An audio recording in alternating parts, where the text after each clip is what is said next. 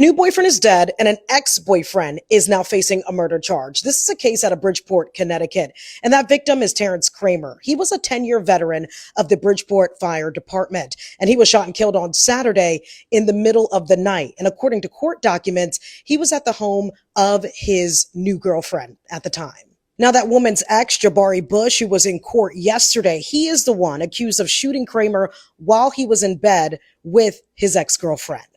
So that arrest warrant is giving us a bit more insight about what happened and what led up to that shooting on Saturday. So we're learning that the woman and Jabari Bush were in a relationship for about 5 years. They ended it in March of 2025, but they had an on and off again relationship until she ended it for good in January of this year.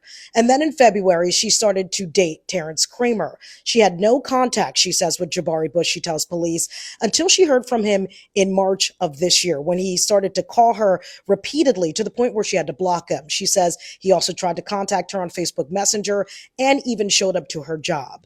But the day before Terrence Kramer was fatally shot, her Ring doorbell camera picks up Jabari Bush. This is what the arrest warrant says, at her doorbell, ringing it multiple times in the middle of the night. This is just before midnight on Friday.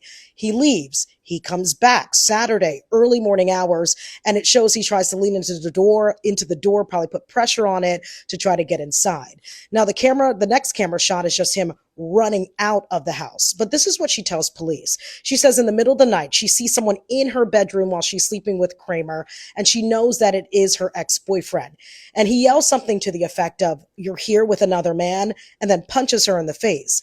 And then she tells police she sees sparks. And that is when she hears Kramer say, "I just got shot."